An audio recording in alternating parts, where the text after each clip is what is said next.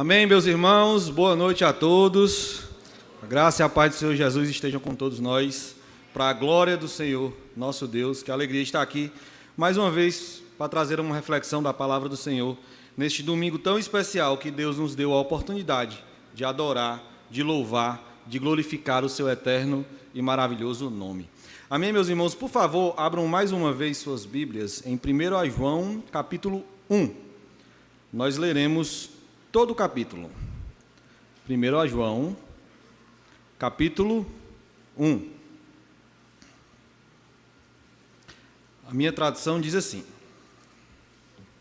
o que era desde o princípio, o que temos ouvido, o que temos visto com os nossos próprios olhos, o que contemplamos e as nossas mãos apalparam, com respeito ao verbo da vida. E a vida se manifestou, e nós a temos visto, e dela damos testemunho, e vô-la anunciamos a vida eterna, a qual estava com o Pai, e nos foi manifestada. O que temos visto e ouvido, anunciamos também a vós outros, para que vós, igualmente, mantenhais comunhão conosco. Ora, a nossa comunhão é com o Pai e com seu Filho Jesus Cristo. Estas coisas, pois, vos escrevemos para que a nossa alegria seja completa. Ora, a mensagem que da parte dele temos ouvido e vos anunciamos é esta, que Deus é luz, e não há nele treva nenhuma. Se dissermos que mantemos comunhão com ele e andamos nas trevas, mentimos e não praticamos a verdade. Se, porém, andarmos na luz, como ele está na luz, mantemos comunhão uns com os outros, e o sangue de Jesus, seu Filho, nos purifica de todo pecado. Se dissermos que não temos pecado nenhum, a nós mesmos nos enganamos, e a verdade não está em nós. Se confessarmos os nossos pecados, ele é fiel e justo para nos perdoar os pecados e nos purificar de toda injustiça. Se dissermos que não temos cometido pecado, fazemo-lo mentiroso, e a sua palavra não está em nós. Amém? Vamos orar mais uma vez? Senhor nosso Deus e Pai, nós te agradecemos por estarmos aqui, reunidos, para te louvar, para te engrandecer, para te adorar.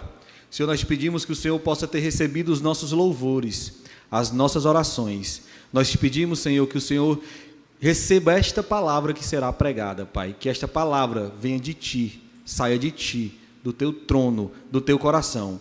Senhor, que os nossos corações possam ser ligados ao Teu esta noite, que vidas possam ser transformadas pelo poder da luz da verdade que iluminou este mundo. Senhor, nós te pedimos assim, em nome de Jesus. Amém. Amém, meus irmãos.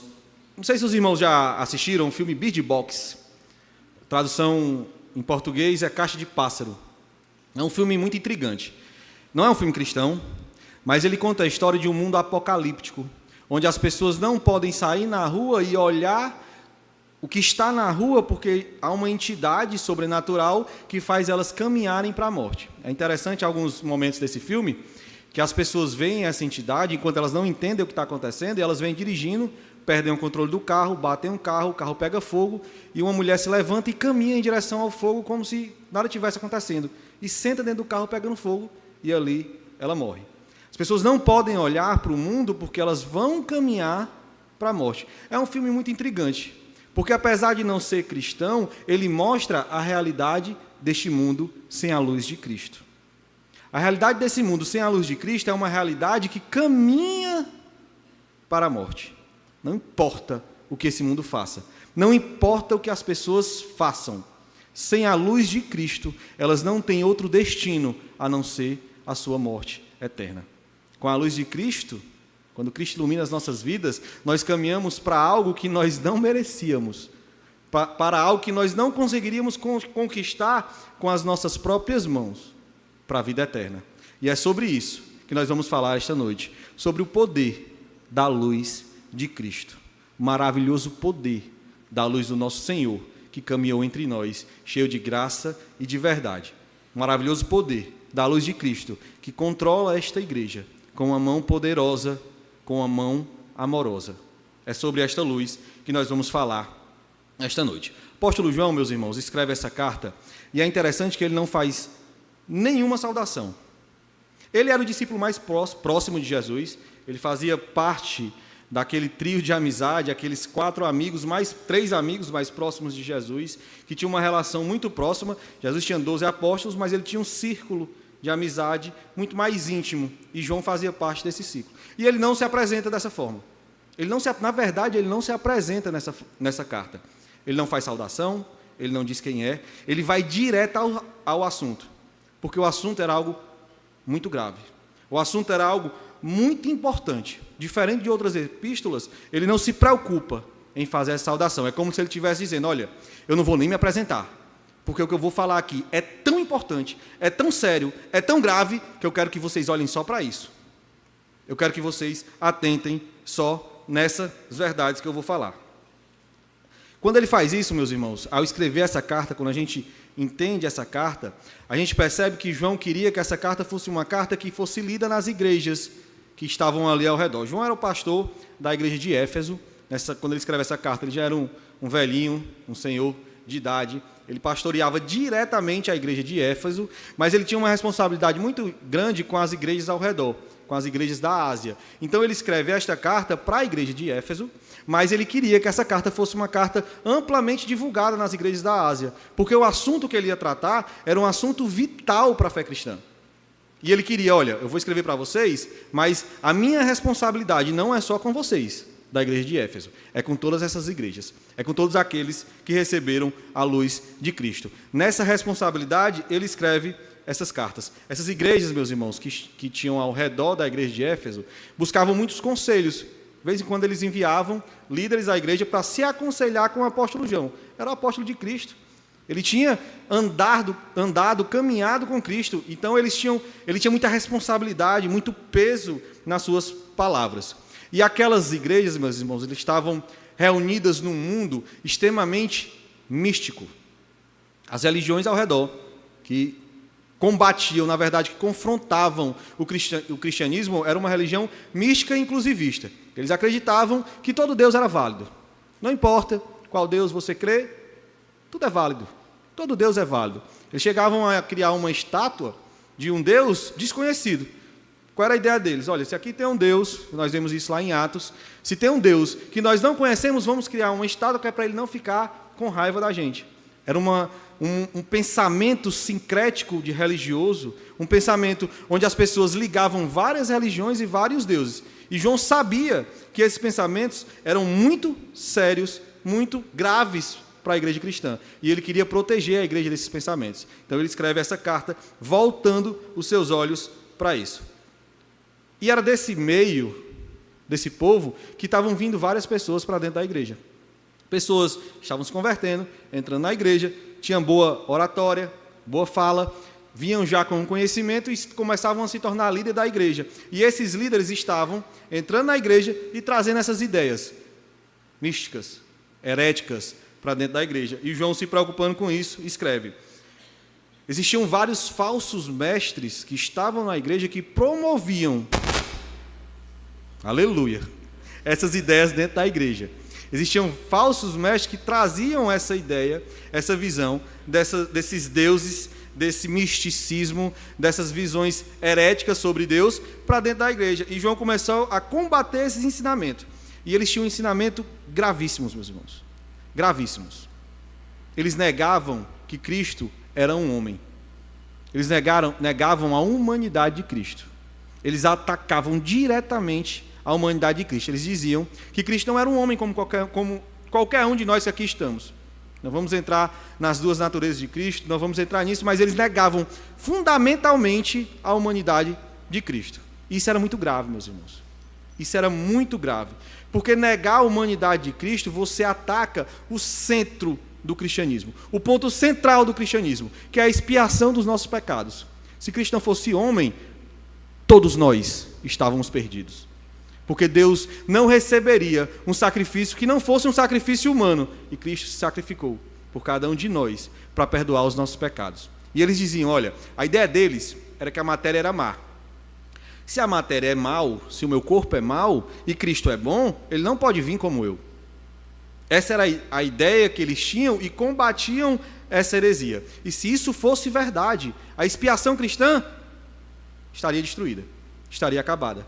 Porque se Cristo não foi homem, como é que ele pode pagar os meus pecados? Eles negavam essa humanidade. E João, vendo isso, ele começa a escrever essa carta. A vontade do coração de João é que, no meio dessas trevas de paganismo, de heresia, de superstição, a igreja fosse um farol de esperança resplandecer na luz da verdade, que é o Senhor Jesus Cristo. Ele queria isso. Olha, eu sei o meio de vocês. Eu sei como está este mundo com essas ideias gnósticas, com esse misticismo. Eu sei. Mas vocês precisam se manter firmes na luz da verdade, que é o Senhor Jesus Cristo. No meio dessa superstição, no meio dessa loucura que está esse mundo, vocês precisam se manter firmes na verdadeira luz que caminhou entre nós. Ainda é assim, ainda hoje. A igreja precisa ser esse farol de luz ainda hoje. Se nós olharmos ao redor, meus irmãos, existem inúmeras, centenas, milhares de pensamentos que confrontam diretamente a luz da verdade que caminhou neste mundo, que é o Senhor Jesus Cristo. E a igreja continua precisando ser esse farol de verdade, de esperança, porque é só Jesus quem traz esperança ao nosso coração. E nos versos 1 até o 4, João vai testemunhar desta luz. Ele vai dizer, olha, espera aí, vocês estão dizendo que Cristo não era homem? Pois deixa eu dar o meu testemunho desta luz. Deixa eu dizer como foi que eu andei, caminhei, vi esta luz. Vocês sabem quem eu sou. Eu sou apóstolo. Eu era amigo íntimo do Senhor Jesus. E eu vou testemunhar que essa ideia de vocês, que a matéria é má, e Jesus, por ser bom, não pode ser homem, é uma mentira. Porque eu caminhei com ele, eu andei com ele, eu ouvi a voz dele. E ele vai dizer isso, combater essa heresia, fazendo 4 afirmações sobre a experiência que ele tinha de Cristo. Ele vai dar um testemunho profundo, poderoso, da luz de Deus, que é o Filho dele. Ele diz, ouvimos o que era desde o princípio, o que ouvimos. João, meus irmãos, ouviu diretamente os sermões do Senhor Jesus Cristo. João ouviu o Sermão do Monte, João ouviu as suas parábolas, João ouviu os seus ensinamentos, não como nós, que lemos nas Escrituras, não como nós, que escutamos uma pregação de alguém que leu as Escrituras e traz esse ensinamento para nós, não. João ouviu diretamente da boca do Senhor Jesus. Já tinham passado, talvez, aqui uns 40 anos da última vez que João ouviu a voz de Jesus. Talvez a voz do Senhor Jesus, o tom da voz, a forma de falar, já não fosse tão claro nos ouvidos do velho apóstolo. Talvez não fosse mais aquele tom que ele lembrava com o coração tão voltado para aquilo. Talvez não fosse mais. Mas as verdades que João ouviu ainda ardiam em seu coração. Ainda era uma chama acesa em seu coração. Tudo aquilo que o apóstolo ouviu da boca do Senhor Jesus ainda era aceso no coração do apóstolo. Ainda ardia. Ele sabia o que ele tinha ouvido. Ele lembrava o que ele tinha ouvido. Talvez não lembrasse do tom da voz, mas o que ele ouviu da boca de Cristo ainda estava profundamente guardado na profundidade da alma do apóstolo João. E ele continua. O que vimos? Ele diz, o que vimos com os nossos próprios olhos. Meu irmão, João olhou para Jesus nos olhos. João viu o sorriso de Cristo. João viu a fala de Cristo. João viu o caminhar de Cristo. Imagine, meu irmão, essa realidade na sua vida. Você ter a oportunidade de olhar nos olhos do Senhor Jesus, ver os seus olhos de amor, ver o seu sorriso doce, ver Jesus falando. Será que Jesus era assim como eu, que gesticula muito, que se mexe muito ao falar? Será que Jesus era mais comedido? João tinha visto com os seus olhos a pessoa do Senhor Jesus. Imagine essa realidade, meus irmãos, de olhar para Cristo, nos olhos de Cristo, de ver o sorriso de Cristo. João viu, eu não vi ainda. Nenhum de nós vemos ainda. Nós teremos, meus irmãos, a oportunidade de um dia olhar nos olhos do nosso Salvador, de um dia ver o sorriso do Senhor Jesus Cristo, de um dia ver Ele conversando com a gente, falando conosco, ver como é que Ele fala. Meu irmão, isso é uma realidade muito profunda no coração de todo crente, deve ser uma realidade muito profunda no coração de todo crente. Meu irmão, como eu anseio por esse dia. Como eu anseio pelo dia que eu vou olhar nos olhos do meu Senhor, do meu Salvador. O dia que eu vou ver Ele falar comigo, seu sorriso, seus olhos de amor. Tem que ser de longe, mas eu vou olhar, eu vou ver. Essa é uma realidade que tem que queimar nos nossos corações, tem que arder nos nossos corações. A realidade é que você vai ver Jesus, meu irmão. Se você entregou a sua vida a Cristo, um dia você vai ver Jesus como João viu. Essa é a realidade, essa é a esperança do meu coração, meu irmão, quando isso está nos nossos olhos, quando essa realidade está nos nossos olhos, que um dia eu verei Jesus, as dores desse mundo perdem o seu poder, o medo da morte perde o seu poder, doenças perdem o seu poder. Não estou dizendo que não dói, não estou dizendo que não é sofrimento, não, mas se essa realidade, a realidade que você um dia vai ver o Senhor Jesus, estiver cravada no fundo da sua alma, essas coisas deste mundo não terá mais poder sobre a sua vida. Este mundo mal não vai ter mais poder sobre a sua vida, porque você vai ver o seu Senhor e o seu Salvador. E ele continua dizendo, o que contemplamos? João ouviu, viu e contemplou Jesus. João viu Pedro andando sobre as águas. João viu Jesus dizendo, mar, te acalma. Calma.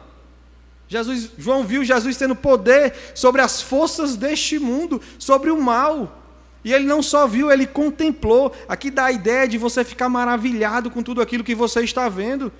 Quem é este que até o mal lhe obedece? Os apóstolos falaram isso, contemplando a realidade do nosso Senhor, do nosso Salvador. Eles contemplaram Jesus fazendo coisas que só Deus é capaz de fazer. Eles contemplaram o Senhor Jesus. E continua, e as nossas mãos apalparam a respeito do verbo da vida. João teve a oportunidade de tocar Jesus fisicamente, saudá-lo com ósculos santos, tocar em suas mãos, em suas vestes, abraçar Jesus, ser abraçado por Jesus. João chegou a reclinar a sua cabeça no peito de Cristo. João 13, 25 diz, então aquele discípulo, reclinando-se sobre o peito de Jesus, João descansou a sua cabeça no peito do Salvador. Meu irmão, acho que é o único pedido que, se eu tiver a oportunidade de fazer, quando eu chegar na glória, eu vou fazer. A gente diz no trabalho que o não eu já tenho. Se Jesus negar, eu já tenho o não. Mas se eu tiver a oportunidade de ficar perto de Jesus, Jesus, deixa eu imitar o apóstolo João aqui, bem rapidinho, coisa rápida.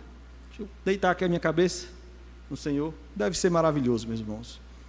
O verbo da vida, permitir que eu e você o abracemos, que eu e você o toquemos, que eu e você descansamos no seu coração. Deve ser maravilhoso essa realidade, meu irmão. E isso nos aguarda. Tenha calma, fique firme, mantenha-se voltada para o Senhor Jesus. Calma, nós chegaremos lá. Ele prometeu, Ele comprou. Não será com as nossas forças, mas pela força dEle. No verso 2 ele continua, e a vida se manifestou, e nós vimos, e dela damos testemunho, e anunciamos a vocês a vida eterna, que estava com o Pai, e nos foi manifestada. O que vimos e ouvimos, anunciamos também a vocês. João afirma que toda essa realidade que ele viveu, ver Jesus, contemplar Jesus, tocar Jesus, ouvir Jesus, trazia uma obrigação no seu coração, que era proclamar esse Jesus. Falar sobre esta luz que iluminou este mundo. Era uma obrigação no coração do apóstolo. Era uma obrigação que Deus tinha dado ao apóstolo João. João não se tornou apóstolo porque ele era melhor do que os outros homens, não. João, o apóstolo do amor, um dia foi chamado de João, filho do trovão. O apóstolo do amor um dia disse, Senhor, vamos orar para cair fogo sobre esses homens. Ele era mau e perverso como qualquer um de nós, sem o Senhor Jesus. Não era uma realidade que trazia um mérito para João, não. Trazia uma responsabilidade de pregar esta luz a este mundo perdido. Comunicar a palavra do Senhor era um mandamento para João, não era uma escolha. Ele não podia escolher, não, eu vi, eu ouvi, eu contemplei, eu abracei, mas foi para mim. Vai ficar aqui. Não.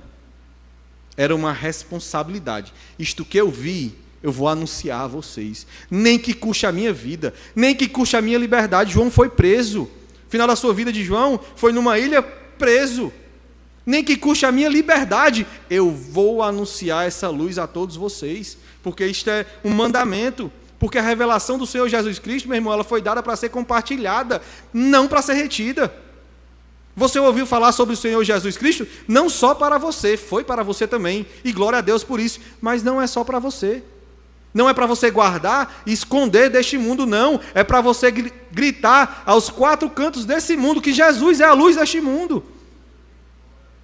O que João viu, o que ele viveu, o que Deus fez no coração dele precisava ser proclamado. Isso é um chamado a todo cristão. Todo cristão, meu irmão, que foi tocado por essa realidade precisa proclamar. É um mandamento.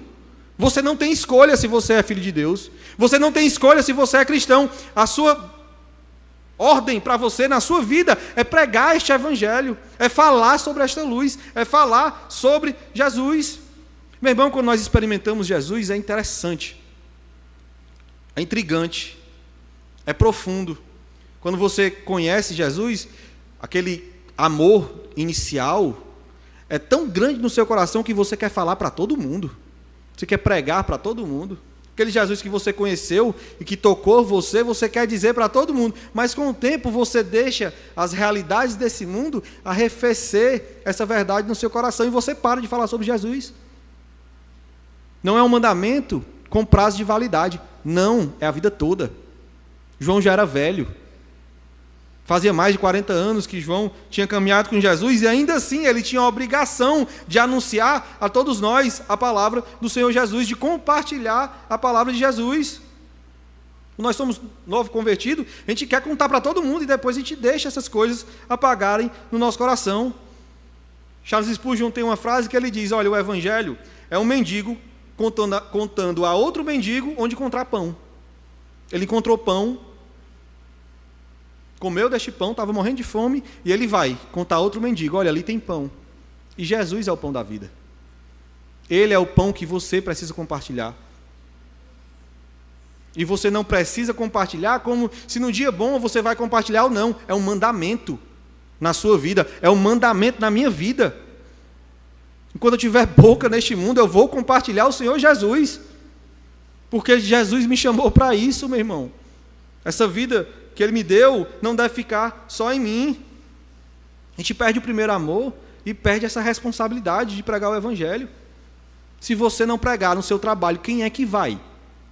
Um descrente vai pregar Jesus no seu trabalho? Se você que é crente não pregar, ele vai fazer isso? Meu irmão, isso é uma responsabilidade, é um mandamento. E ele continua na segunda parte do verso 3. Ele diz assim, João testemunha, na verdade, João testemunha não apenas por experiências físicas, mas ele pelo também o que Jesus fez nele. Ele diz assim, para que também vocês tenham comunhão conosco. Ora, a nossa comunhão é com o Pai e com o seu Filho, Jesus Cristo. A palavra que traduzida como comunhão é koinonia, inclusive é o nome de um dos nossos pequenos grupos da igreja. Ela é uma palavra que não fala só sobre você estar perto da pessoa, estar próximo à pessoa, não. Ela mostra sobre algo uma comunhão, uma união muito profunda. São pessoas que estão caminhando com o mesmo propósito. Quando João diz, olha, isso que Jesus fez em nós, traz essa koinonia, essa comunhão nos faz caminhar no mesmo propósito. E essa comunhão aqui não é só com os irmãos, é também com Deus. Quando a gente é tocado por Cristo, pela palavra do Senhor, Jesus nos traz uma comunhão que às vezes a gente nem pede. Às vezes a gente nem pede os irmãos da igreja, mas Jesus nos dá esses irmãos. Bênção nas nossas vidas. Nos dá amizade que nós nem imaginamos que teríamos. Às vezes eu acho bonito, maravilhoso, quando um irmão, uma irmã, uma família se converte que não tem amigo nenhum, e eles compartilham que uma das melhores coisas que Jesus deu, além da sua salvação, foi a família em Cristo, porque ele não tinha amigo nenhum, mas agora ele tem. Agora ele tem a quem ligar, a quem recorrer, para quem chorar. Ele tem com quem ria junto com ele, porque Jesus traz essa comunhão no nosso coração. Nós temos comunhão com Deus. Quando nós aceitamos Jesus, nossa comunhão com Deus ela é restaurada. Quando você aceita Jesus, o Espírito Santo de Deus tem uma comunhão tão profunda com você e comigo que o Espírito Santo habita em você e em mim. Nós passamos a ser santuário do Deus vivo. 1 Coríntios 6,19 diz: será que vocês não sabem que o corpo de vocês é santuário do Espírito Santo, que está em vocês e que vocês receberam de Deus, e que vocês não pertencem mais a vocês mesmos? Agora vocês são de Deus. Agora nós somos de Deus.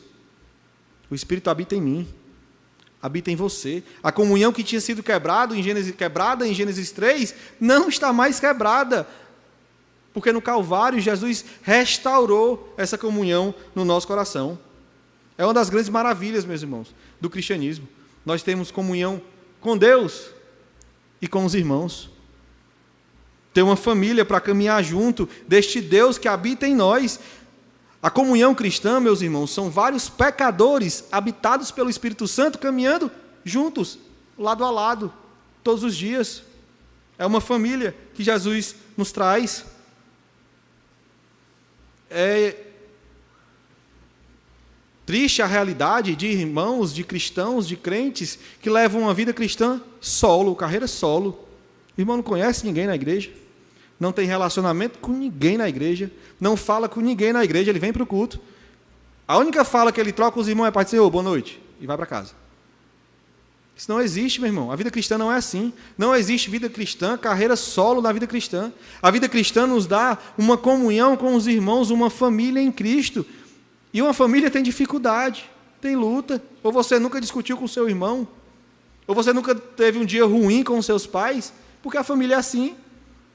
Essa comunhão não quer dizer que vai ser uma comunhão perfeita. Vai ter as suas marcas, suas rusgas. Mas será uma comunhão em Cristo, que vai trazer felicidade, alegria no coração. Uma das maiores bênçãos que o Senhor me deu, além da sua salvação, que já é uma bênção profunda, poderosa, foi caminhar com os irmãos no nosso pequeno grupo, caminhar com os irmãos na nossa igreja. Nós estamos aqui, a igreja está bonita hoje, os irmãos de verde, todos muito bonitos, alguns de verde, outros não. Nós estamos chegando de um retiro de casais maravilhoso, meu irmão. Infelizmente, nem todos puderam ir da igreja, nem todos puderam estar lá, mas foi momentos maravilhosos de comunhão entre os irmãos. Meu irmão, se você não está envolvido nisso, você está perdendo algo maravilhoso que Cristo lhe deu. Se você não está no pequeno grupo, você está perdendo algo maravilhoso que Cristo lhe deu. Se você não tem comunhão com os irmãos, você está perdendo algo maravilhoso que Cristo ganhou para você, uma família nele, através do sangue dele. Quem esteve no retiro sabe como é bom caminhar com os irmãos. A alegria de estar lá nos plenários, nas brincadeiras, indo dormir 1h da manhã rindo, cantando, brincando. Eu não teria isso se eu não estivesse aqui no corpo de Cristo, mas Cristo é tão bom que Ele me entregou isso. Entregou a você. Depende de você. As portas estão abertas. Ele abriu a porta, depende de você gerar essa comunhão no seu coração. Comunhão é tão maravilhosa, meu irmão, que ela nos dá uma realidade de pertencimento. Estava conversando com um irmão no curso de casais, e o irmão falou que disse: olha, faz muito tempo que eu estou na igreja, mas eu estou começando a me sentir da igreja agora, porque eu estou começando a me envolver. O que é que esse irmão estava dizendo? Eu estou pertencendo a um corpo, a uma família. Eu estou caminhando com as pessoas e isso é maravilhoso. Ele falou isso com um sorriso no rosto. Faz tempo que Jesus vem te chamando para caminhar entre os irmãos e você não quer. E você não quer, perdendo essa alegria de compartilhar isso com os irmãos. E no verso 4 ele diz: e escrevemos estas coisas para que a nossa alegria seja completa. Nossa alegria em Cristo, meu irmão, ela já é completa, profunda, poderosa. Mas Jesus nos dá a comunhão para completar ainda mais algo que já é completo. Algo que já é perfeito, algo que já é maravilhoso. A verdadeira alegria, ela está em Cristo Jesus. A verdadeira felicidade está em Cristo Jesus.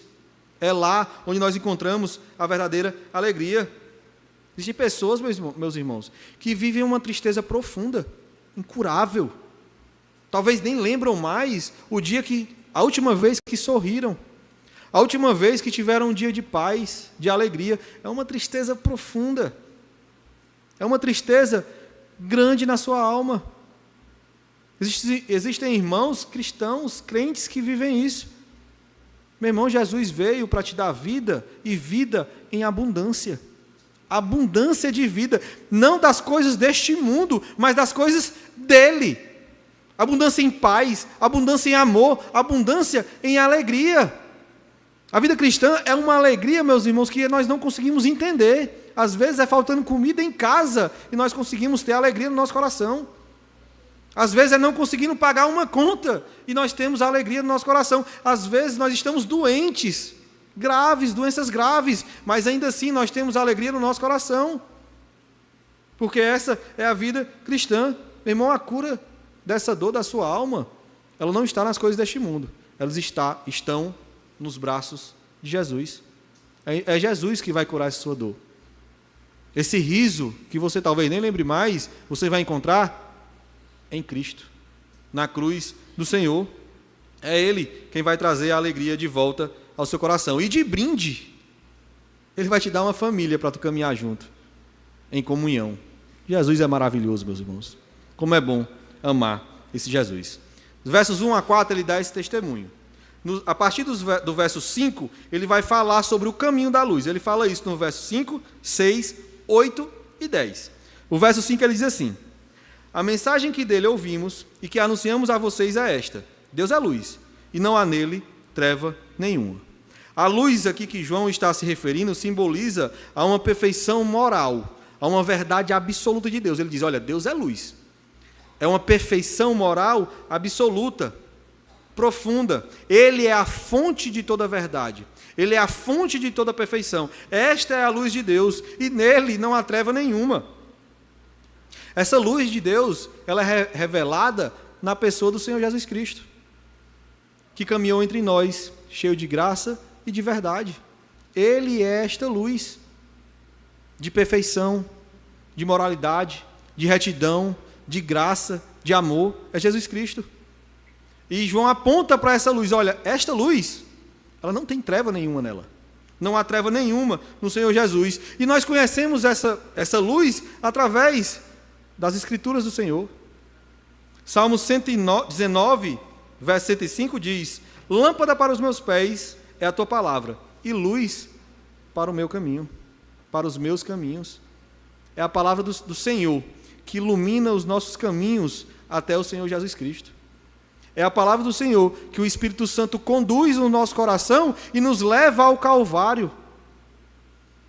Ela é luz. Essa luz não há treva nenhuma. João diz, fala sobre isso. É a palavra de Deus que guia o crente no caminho da luz, que guia o crente no caminho de Jesus. No verso 6 ele diz: se dissermos que mantemos comunhão com Ele e andarmos nas trevas, mentimos e não praticamos a verdade. Andar nas trevas aqui, meus irmãos, significa uma desobediência contínua em relação à vontade de Deus. É aquela pessoa que é resoluta em andar nas trevas. Que ela está lá, caminha nas trevas e quer aquilo mesmo. É aquele caminho que ela quer viver. É aquilo que ela quer caminhar. É relacionado aos nossos comportamentos imorais, às nossas atitudes pecaminosas, às nossas falhas, e nós queremos aquilo. Essa é a ideia de andar nas trevas aqui. Não é aqueles pecados ocasionais que o crente faz todos os dias. Aqueles pecados que de vez em quando você comete na sua vida. Não é isso. É aquele pecado que você quer. É isso, eu quero andar nessas trevas. Esse é o caminho mau que eu quero seguir. Essa é a ideia de andar nas trevas aqui. E João diz, olha, essas trevas, você andar na treva, você diz que não anda na treva e caminha nela, você está mentindo. Você é um mentiroso. Não importa o que você fale. Não importa se você diga que é crente. Se você anda nas trevas, você é um mentiroso. Não importa, meu irmão, a minha capacidade de estar aqui pregando a palavra, não importa. Não importa se eu estudei para estar aqui, não importa. Se eu trago palavras de retidão aqui para a igreja, não importa para Deus. Seu caminho nas trevas. É muito fácil, se eu quiser, usar palavras bonitas aqui. discurso bonito. É muito fácil usar retórica, mas se a minha vida for uma vida de trevas, eu estou mentindo e não é para vocês. É para Deus. Não importa isso nas nossas vidas. Se você diz amar a Deus, meus irmãos, o seu caminho deve ser um caminho de luz. Se a pessoa não é o que a pessoa fala, se diz se ela é uma cristã ou não. É como a pessoa anda, que vai realmente dizer se ela é uma cristã ou não. Não importa o poder que você tenha, a fé que você tenha, a sabedoria que você tem, não importa. Se você não anda no caminho de luz, a sua fé é uma fé falsa, é uma fé mentirosa. É isso que o apóstolo está dizendo aqui. É isso que João está dizendo aqui. Meu irmão, andar na luz, por outro lado, significa viver conforme a vontade de Deus. Olhar para as Escrituras, ver as Escrituras negando uma vontade sua e você não fazer aquela vontade, porque Deus quer que você caminhe assim. Efésios 5,8 diz: porque no passado vocês eram trevas, mas agora são luz no Senhor. Vivam como filhos da luz. É um mandamento.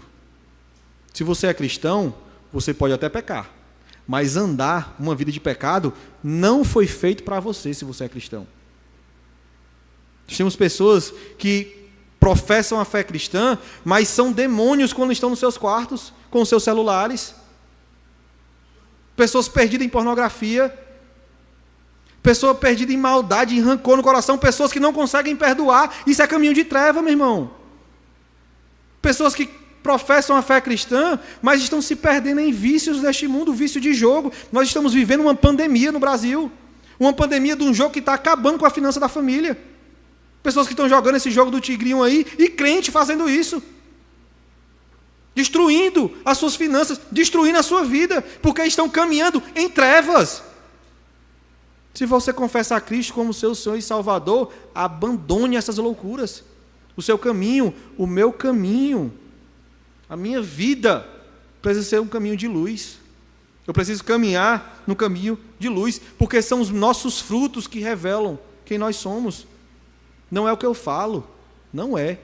São os frutos das minhas atitudes. Jesus diz isso. Conhecerei as árvores pelos frutos. Mateus 7, 16, 17 diz assim: pelos seus frutos vocês os conhecerão. Por acaso, se colhem uvas de espinheiros ou figos de ervas daninhas? Assim, toda árvore boa produz frutos bons, porém, a árvore má produz frutos maus. São os nossos frutos que revelam o Cristo que nos salvou, o Cristo que me salvou, o Cristo que lhe salvou. Meu irmão, essas palavras, de certa forma, elas trazem uma responsabilidade muito grande para quem está proferindo. E traz uma responsabilidade muito grande para quem está ouvindo. Viver a vida cristã é caminhar nos caminhos do Senhor. Não estou dizendo que você nunca vai pecar, não é isso. Mas viver uma vida de caminho resoluto, de andar resolutamente no mal, não foi feito para crente. Não foi feito para cristão. Não é isso, não é para isso que Deus está chamando você. É para dar frutos de verdade. Frutos de amor, frutos de graça. Meus irmãos, e a pergunta aqui é essa: como estão os seus frutos? Como estão os meus frutos? Como estão os meus frutos na vida da minha esposa? Como estão os meus frutos na vida dos meus filhos? Como estão os meus frutos, filhos, na vida dos seus pais? Nós estamos vivendo uma realidade, uma época, que os jovens estão demorando muito para crescer. Adolescentes de 40 anos. 40 anos é um adolescente, passa o dia em casa jogando videogame, jogando no computador, não estuda, não trabalha, não quer trabalhar, os pais trabalham. Meu irmão, que fruto é esse que você está dando na vida dos seus pais? 30, 40 anos vivendo como um adolescente na sua casa. Que fruto é esse que Cristo colocou no seu coração? Meu irmão, a vida cristã é uma vida de caminhar com Jesus, de dar fruto para Jesus, de dar fruto. E esses frutos não são só coisas na igreja, não, é na nossa vida. É no nosso casamento, é com os nossos filhos, com os nossos pais. Esses são os frutos da vida cristã. Um filho, meu irmão, crente, cristão, verdadeiramente salvo pelo Senhor Jesus, ele não preocupa os seus pais com bobagens. Ele preocupa talvez com uma doença que não está no controle dele. Ele preocupa talvez com a perda do emprego porque não está no controle dele. Mas por não querer trabalhar, ele não faz isso, porque ele é crente. Um pai de verdade, ele cuida do seu filho, ele dá fruto na vida do seu filho, porque ele é crente. Ele ensina a palavra, ele ora com ele, porque esses são os frutos que Jesus nos chamou para dar, que é que você está frutificando na sua vida, que é que eu estou frutificando na minha vida.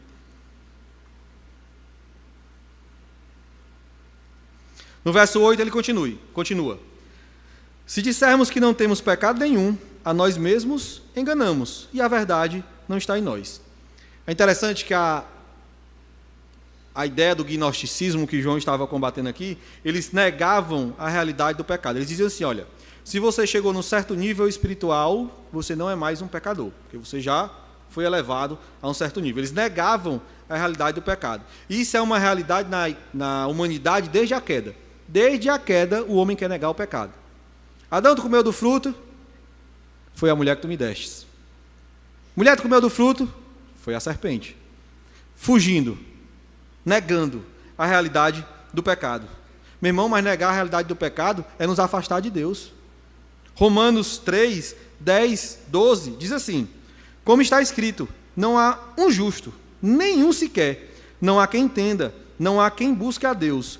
Todos se desviaram e juntamente se tornaram inúteis. Não há quem faça o bem, não há nenhum sequer. Não há nenhum que não peque. Não há nenhum que possa negar a realidade do pecado nas nossas vidas. Existem pessoas que dizem que a fé cristã é uma fé que lhe afasta completamente do pecado. Eu penso que elas não pensam na própria vida. Elas não refletem sobre a própria vida. Tente ficar sem pecar só hoje. Só até a hora de você dormir, nenhum pecado, nada, pensamento, palavras, ações, nenhum. Se você conseguir, porque não dá, meu irmão. Nosso coração é assim. Verso 10. Se dissermos que não cometemos pecado, fazemos dele um mentiroso, e a sua palavra não está em nós. Dizer que não tem pecado, meu irmão, é uma blasfêmia. É blasfemar contra Deus. É chamar Deus de mentiroso, se nós dissemos que não temos pecado. Uma vez estava tendo uma aula no seminário, e o professor contou uma história que ele era de uma igreja pentecostal, aquelas que roda, que gira mesmo, valendo. E ele chegou no pastor dele, ele teve contato com as doutrinas da graça, a doutrina do pecado, e chegou o pastor dele e disse assim, pastor, é porque o senhor sabe, né, que nós somos pecadores. E o pastor, opa, peraí, fale de você, e cuidado com as suas próximas palavras, porque você pode ser disciplinado. Ah, homem santo. Ah, homem santo, meu irmão. Porque na mentalidade dele, ele não tinha pecado. E negar o pecado das nossas vidas é blasfemar contra Deus, é chamar Deus de mentiroso. E, meus irmãos, nós fazemos isso, não talvez como esse pastor. Sabe como é que eu e você fazemos isso? Quando a gente coloca as coisas más que nós fazemos nas nossas vidas como meras falhas. Não é uma falha, eu falhei. Como traumas, não, eu sou assim porque é o trauma que eu vivi na minha infância que me faz ser assim. Quando você coloca a culpa das maledicências da sua vida no seu temperamento, eu sou assim porque eu sou colérico. Meu irmão, você está fazendo igual esse pastor. Igual esse pastor. Você está fazendo igual a Adão, foi a mulher que tu me deste. O que é que você está fazendo? Tirando de você a responsabilidade pelos seus próprios pecados. Colocando nos seus traumas de infância, colocando no seu temperamento, nas suas falhas. Muitos de nós, e isso, meus irmãos, eu acredito que acontece com todos nós que aqui estamos. Nós alegamos essas falhas, nós alegamos doenças, vícios. Consigo largar o jogo porque eu sou viciado. É mesmo, eu conheci isso aí na Bíblia como pecado. Abandone, coloque na cruz. Eu não consigo largar a pornografia porque eu sou viciado, eu conheci isso aí como pecado. Abandone, coloque na cruz. Eu falho porque eu não consigo, a minha vida me conduziu a falhar. Eu conheci isso aí como pecado. Coloque na cruz. A gente tem essa ideia de colocar as nossas falhas, os nossos pecados, como culpa das nossas criações, dos nossos traumas de infância. É porque você não sabe o que é que eu vivi na sua infância. Não estou dizendo, meu irmão, que trauma de infância não marca o nosso coração, marca demais. Quem viveu trauma na infância sabe como isso marca. Quem viveu lutas na infância sabe como isso é ruim. Isso marca no nosso coração. Existem irmãos que viveram sem pais, sem mães, ou com mães e pais perversos, viveram com os avós que não estavam nem aí. Existem pessoas que têm traumas profundos na sua alma. Não estou dizendo que esse trauma não cause uma dor em você, causa, mas ela não é desculpa para o seu pecado. Que Cristo é esse que não é capaz de vencer os seus traumas? Que Cristo é esse que não é capaz de vencer as suas dores, as dores da sua alma? Que Cristo fraco é esse, meu irmão? Na cruz do Senhor Jesus, todos os nossos traumas, todas as nossas dores, as palavras ruins que os nossos pais colocaram nas nossas vidas, as palavras ruins que os nossos avós, que os nossos amigos, os abusos sexuais que talvez você tenha sofrido na sua vida, ele é vencido na cruz. É em Jesus que é vencido. Esse trauma não tem mais poder sobre você se você entregou a sua vida a Cristo. É Ele, é sobre Ele, é para Ele. Renda essa dor do seu coração em Cristo. Não estou dizendo que isso não dói, não é isso. Eu sei do quanto isso dói. Eu sei da marca que isso causa nos nossos corações, mas lá ela é lavada. No Calvário, nós somos libertos dos nossos traumas, das nossas dores. Não são desculpas para os nossos pecados, para as nossas vidas resolutas, porque Jesus venceu isso. Ele destruiu isso na cruz do Calvário. Meu irmão, minimizar o pecado vai impedir você de reconhecer a necessidade que você tem de Jesus. Enquanto você colocar a culpa nas suas dores, nos seus traumas, nos seus vícios, você nunca vai olhar para a cruz. Porque você não precisa. É trauma. É vício, não é pecado. E se não é pecado, Jesus não vence. A Bíblia chama isso de pecado. Não há pecado neste mundo nenhum que Jesus não seja capaz de vencer. Nenhum. Cristo tem poder para vencer tudo na sua vida. Cristo tem poder para vencer tudo na minha vida. Ele tem esse poder de me libertar das minhas dores do passado, dos meus traumas, dos seus traumas, das suas dores, mas é Ele, é nele, é através dele, é bem pertinho dele que você vai conseguir vencer isso. Caminhe para Ele. Ele é a luz das nossas vidas. Seus traumas foram destruídos. Destruídos. Quando Jesus disse, está consumado. Ali, toda dor do seu coração foi vencida pelo Cordeiro de Deus, que tira o pecado do mundo. E ele continua, meus irmãos, nos versos 7 e 9, falando sobre o que é esta vida na luz. Ele diz no verso 7, se andarmos na luz, como Ele está na luz. A ideia do verbo andar aqui, que João está falando, descreve o processo de santificação, não de justificação. Na cruz, você foi justificado. Na cruz, todos os seus pecados foram vencidos. Isso não quer dizer que você não vai lutar contra eles toda a sua vida. Infelizmente, nós lutaremos contra os nossos pecados em santificação, dia após dia. A justificação de Cristo, ele é um ato único. Único. Na cruz, Jesus olhou para mim e para você e disse, você é meu, você é minha. Ali, ele encerrou a história da nossa vida. Mas nós continuamos vivendo nesse mundo mau que precisa de santificação. Santificação, ela é um processo contínuo, todo dia. Todo dia. Você tem que acordar e dizer, Jesus, eu preciso de Ti. Jesus, me enche com Teu Espírito Santo. Todo dia você vai precisar fazer isso. Todo dia. Não há um dia na sua vida que você não precise do Senhor Jesus, para que Ele santifique, faça você caminhar. Meu irmão, e Jesus, Ele nos transforma por inteiro. Jesus transforma o nosso jeito de falar, nosso jeito de vestir, nosso jeito de andar. Jesus transforma as nossas amizades. Nós vimos aqui que Ele nos dá uma família em Cristo. Quem tinha uma amizade perdida, quem vivia caminhando com drogados, com alcoólatras, não caminha mais, porque não é mais o seu mundo. Jesus transformou inclusive as suas amizades, porque Ele vai lhe dar uma família nova, um caminhar novo. Histórias maravilhosas dentro da igreja, de pessoas que foram abraçadas por família e agora caminham vidas novas, porque Jesus transformou inclusive o seu ciclo de vida, inclusive as suas amizades.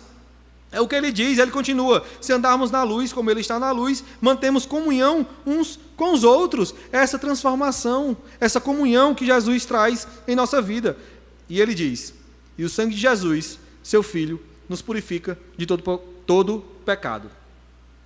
Meu irmão, à medida que nós estamos em Cristo, de verdade, enraizados profundamente, dia após dia, Cristo vai nos dando graça sobre graça para vencer os nossos pecados. Dia após dia. O homem que é viciado em pornografia, quando está em Cristo, ele recebe uma graça para vencer aquele dia. No outro dia ele precisa e ele recebe de novo. O homem que é perdido em jogos, ele recebe uma graça para aquele dia, e no outro dia Cristo dá essa graça de novo, até chegar um dia que você nem lembra mais que essas coisas existiam na sua vida, porque a graça de Cristo já inundou a minha vida e a sua vida. Essa é a transformação que Cristo faz. É este perdão, meus irmãos, que nos purifica de todo o nosso pecado, que nos lava completamente, absolutamente, verdadeiramente, profundamente. É esse perdão de Cristo que muda quem nós somos. É a primeira realidade que bate na porta de um novo convertido, de alguém que nasceu de novo. Cristo me perdoou. Cristo me perdoou. Meu irmão, tinha uma frase, quando eu era recém-convertido, extremamente arrogante.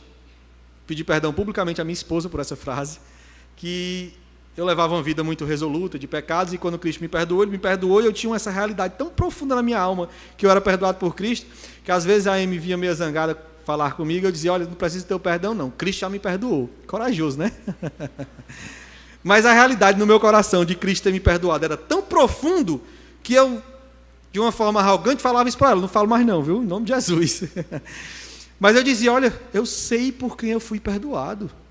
Eu sei o que Jesus fez por mim. Eu não preciso mais do perdão deste mundo. Não que eu não vá pedir, não que eu não vá buscar, mas eu sei quem me perdoou. Meu irmão, é maravilhoso essa realidade do nosso coração. Quando a gente leva uma vida perdida, má, e Jesus olha para a gente e diz: meu filho, eu te recebo. Mesmo assim, eu te recebo. Mesmo assim, eu te perdoo. Essa realidade precisa queimar em nós.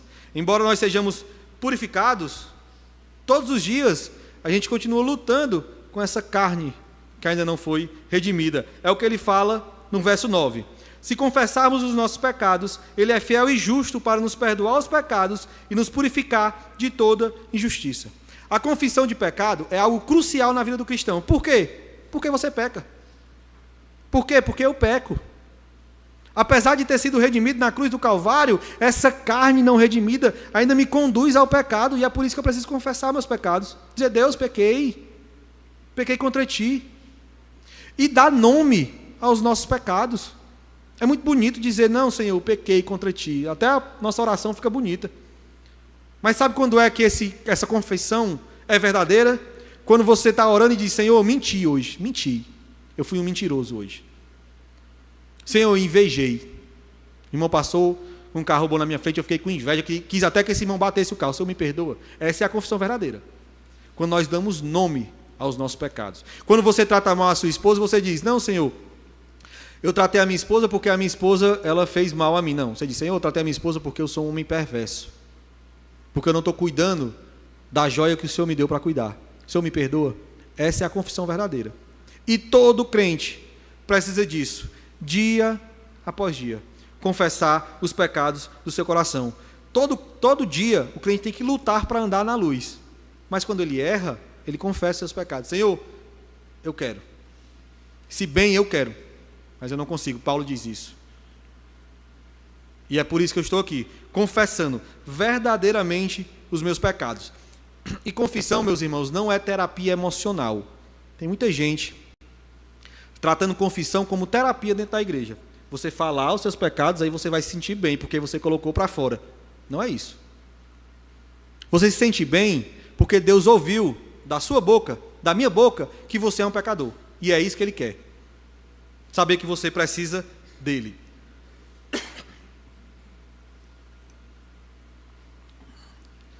Confissão não é essa terapia. É confessar verdadeiramente: Senhor, eu pequei contra ti. Quando nós confessamos a Deus, perdoe, meus irmãos. Quando nós confessamos a Deus, nós fazemos isso a um pai amoroso, não a um juiz que vai lhe condenar. É como um filho que chega para um pai e diz: pai, eu não fiz a tarefa hoje. Aí o pai vai dizer: ô meu filho, eu te perdoo, mas vamos fazer? Eu te perdoo, mas pega lá o livrinho para a gente sentar juntos. É isso que Deus faz na confissão verdadeira. Pai, eu pequei contra ti. Ô meu filho, eu te perdoo, mas não peque mais não. Não caminhe mais como você estava caminhando. E eu já estou concluindo, até porque a voz está indo embora. Meus irmãos, esta é a luz do Senhor Jesus. Essa é a luz de Deus.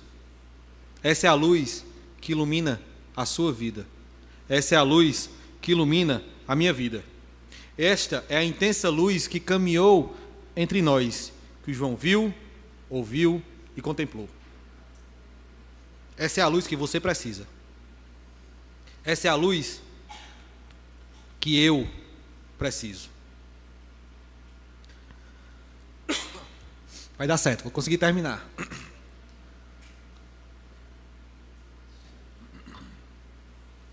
Nossa. Vai dar certo. Os irmãos me perdoam, né? Nossa. Vai acabar mesmo a voz, viu? Em nome de Jesus. Nossa vida é governada por essa luz. Essa luz que governa a sua vida. Não seus traumas. Não seus vícios.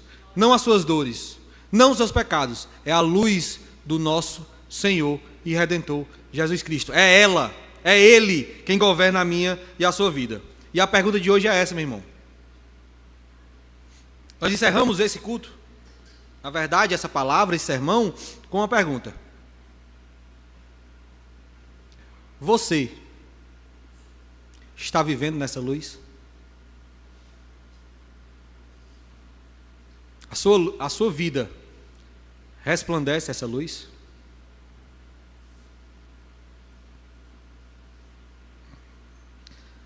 A luz, meus irmãos, está diante de nós. Ela está diante de nós. Ela está brilhando nos nossos corações. A luz de Jesus é muito mais poderosa do que este sol que nós vemos. E ela está brilhando diante de nós. Que nós venhamos a brilhar como filhos desta luz. Amém, meus irmãos?